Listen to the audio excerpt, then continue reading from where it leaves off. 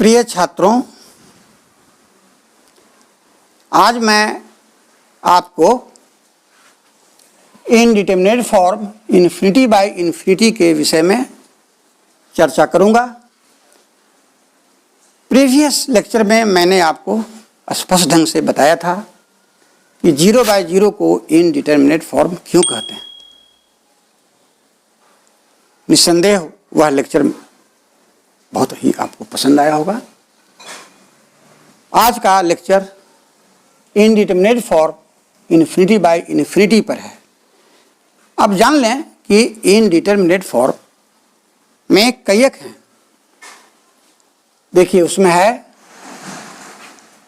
पहला तो बताया आपको 0 बाय 0।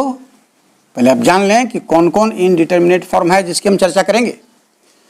तो पहला आप सीखा 0 बाय 0, दूसरा आज सिखाएंगे इन्फिनिटी बाय इन्फिनिटी। यह भी इनडिटरमिनेट फॉर्म है 0 बाय 0 की तरह। फिर इसके बाद बताएंगे 0 इंटू इन्फिनिटी, फिर इन्फिनिटी माइनस इन्फिनिटी, फिर 1 टू दी पावर इन्फिनिटी। मैं सब आपको लिख देता हूं कि कौन कौन इनडिटरमिनेट फॉर्म होते हैं। केवल 0 बाय 0 ही नहीं होता है, 0 बाय 0 के अलावे ये सभी इनडिटरमिनेट फॉर्म ही होते हैं। 0 के पावर 0, इन्फिनिटी के पावर 0।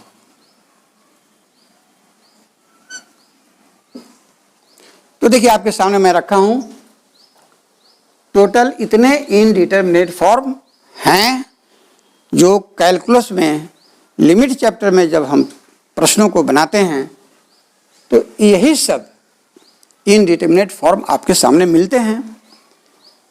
आप इंटर के आगे जब बीएससी ऑनर्स में जाएंगे तो वहां मैं आपको बताऊंगा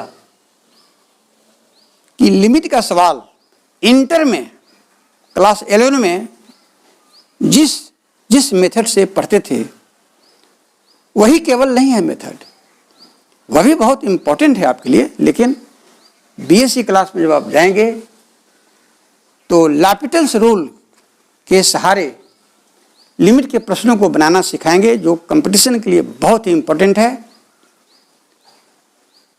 मैं इनडिटरमिनेट फॉर्म से संबंधित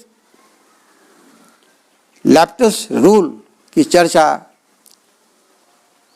आगे के लेक्चर में करूंगा। Late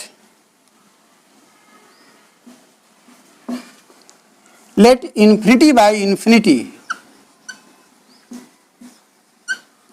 is equal to lambda.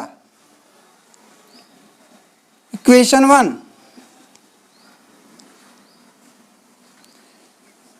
this implies that 1 into infinity by infinity is equal to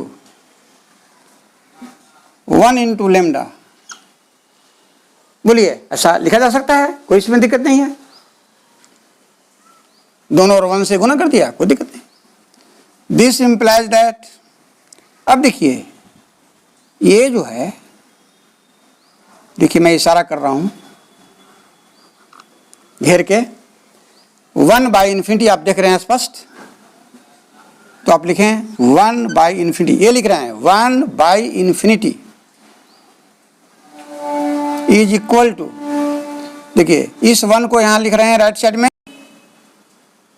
और ये जो इन्फिनिटी ऊपर है इस इन्फिनिटी को मैं नीचे ले आया, तो हो गया 1 बाई इन्फिनिटी इंटू लेम्डा। समझ गया? क्लियर?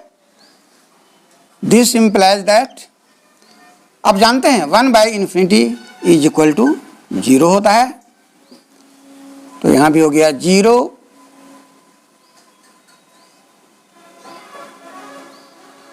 Into lambda.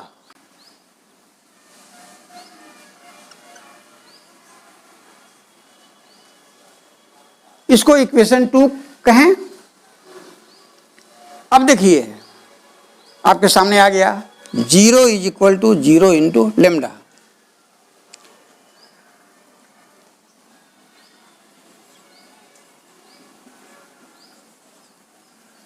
इन इक्वेशन 2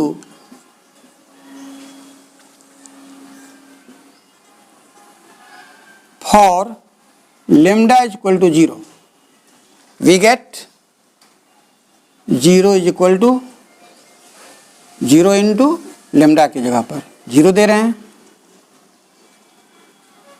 ये सत्य है, true, clear. Again for lambda is equal to 1 we get 0 is equal to 0 into lambda की जगह 1, तो 0 बराबर 0 गुना 1, ये भी ट्रू है।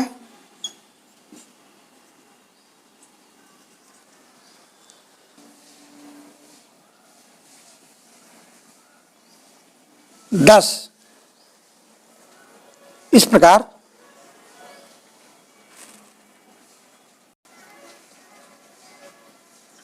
वी गेट, हम पाते हैं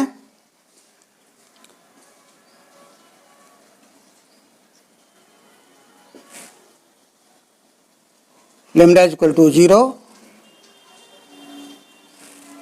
1, 2 एंड सो ऑन।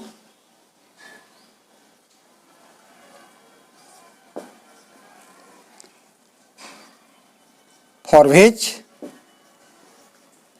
जिनके लिए इक्वेशन 2 ट्रू है, for which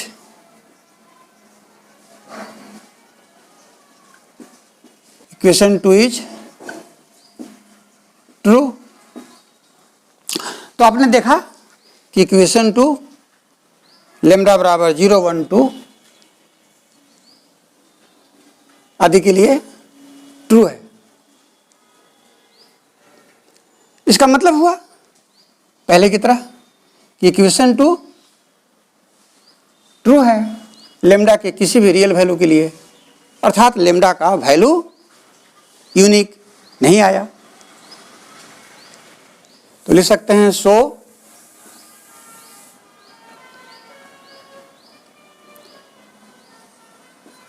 lambda can have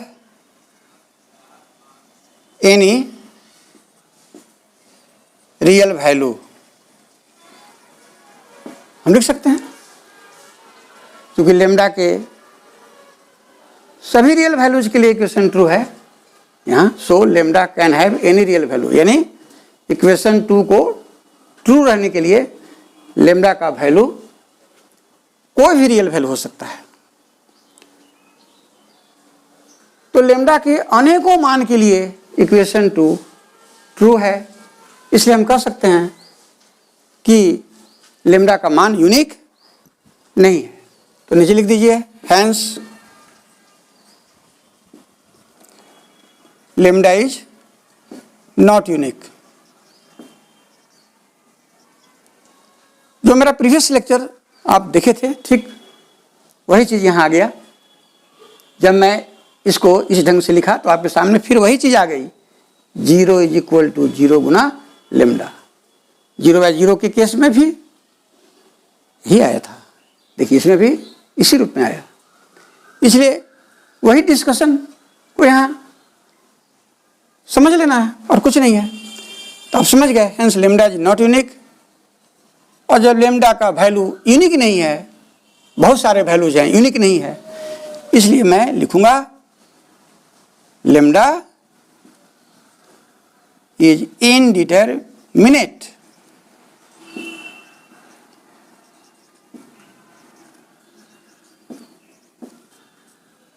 और फिर लेमडा बराबर है इन्फिनिटी बाय इन्फिनिटी के, इसलिए आप लेमडा की जगह इन्फिनिटी बाय इन्फिनिटी लिख दें तो हो गया। इंप्लाइज दैट लेमडा की जगह लिखिए infinity by infinity is indeterminate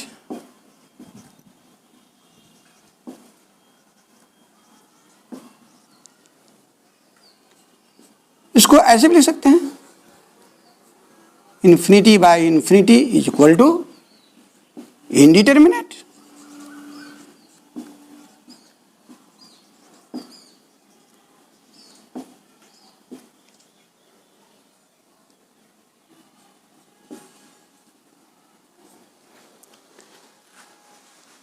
तो आज आप स्पष्ट रूप से देखा कि मेरा प्रीवियस लेक्चर जो 0/0 पर था, तो ये जो लाइन है यहीं गौर करें, 0/0 वाला में भी हम यही लाइन लाए थे और इन्फिनिटी बाय इन्फिनिटी के केस में भी इस ढंग से क्लियर करके आपको दिखाया कि फिर वही आ गया है 0 = 0 गुना लेमडा। फिर ये डिस्कशन जो मैंने लिखा ठीक सेम वही है जो 0/0 के केस में आपको पढ़ाया था। तो आज आप पूरी अच्छे ढंग से फिर समझ गए कि इन्फिनिटी बाय इन्फिनिटी को हम इनडिटर्मिनेट फॉर्म क्यों कहते हैं। ये तो हमको समझाना था आपको। तो मैंने आपको आज के लेक्चर में इन्फिनिटी बाय इन्फिनिटी के विषय में अच्छे ढंग से समझा दिया। मैं आशा करता हूं कि आप समझ गए होंगे। अब मैं नेक्स्ट वीडियो लेक्चर में इसके बाद का जो इनडिटर्मिनेट फॉर्म है मैंने लिखा था थोड़ी देर पहले, क्या लिखा था याद कीजिए, लिखा था 0 × इन्फिनिटी, ये फॉर्म लिखा था। तो अगले लेक्चर में मैं इनडिटर्मिनेट फॉर्म 0 × इन्फिनिटी पर देंगे। तो आज का लेक्चर मैं समाप्त करता हूं। यदि आप हमारे इस लेक्चर को पहली बार देख रहे हैं तो आप मेरे YouTube चैनल मैथ डिस्क्राइबर को अवश्य सब्सक्राइब, लाइक तथा शेयर कर देंगे।